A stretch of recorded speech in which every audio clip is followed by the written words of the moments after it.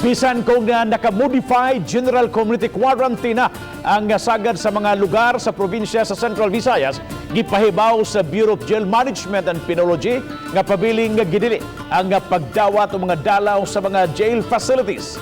Adunay live report si Fame Marie Dumabok. Fame?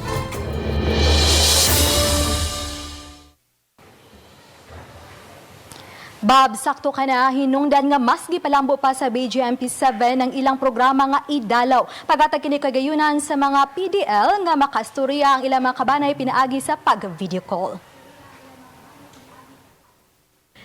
Bisan ko na ka MGCQ na ang sagad sa mga lugar sa Central Visayas, gawas lang sa Metro Cebu.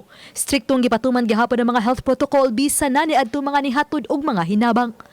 Samtang ni pahimang ang ahensya sa ilang mga personnel gakun adunay gipamati ilabi na sintomas sa COVID dili kini baliwalaon. Giangko ni Jail Senior Inspector J. Ilanan nga nagpositibo gyud sa COVID-19 ang kanhi warden sa lungsod sa Argao nga namatay sa yuning bulana. Ang 32 anyos nga warden giulagway nga dedicated kaayo siyang panerbisyo nga bisan sa nasinati nga hilanat wa mosugot nga magpadala sa tambalanan. Sila hindi pamati. So, kinahanglan, dili gid sila nga ila lang idala-dala. So, kinahanglan sa ma-inform gid ta kay kami diri sa health, no? Kay lamay usahay nga panaganasod sila istorya sa ilang ipamatik kay lagi sila leader na ilang gisusi kung asa nakuha sa opisyalang virus nga sukad nito Marso wa man kini gawas-gawas sa pasilidad. Sa dulaan 700 nga nagpositibo sa COVID sud sa pasilidad sa BGMP. 640 kanila mga PDL ug dulaan sa 600 na usab ang nangaayo. Samtang sa 54 ka mga personnel nga nataptan, 31 na ang nangaayo. Sagad kanila na sa mga jail facility sa Cebu City, Talisay City, Mandawi City, Lapu-Lapu City ug lungsod sa Konsolasyon. Upat ka mga PDL na ang natala nga namatay sa COVID.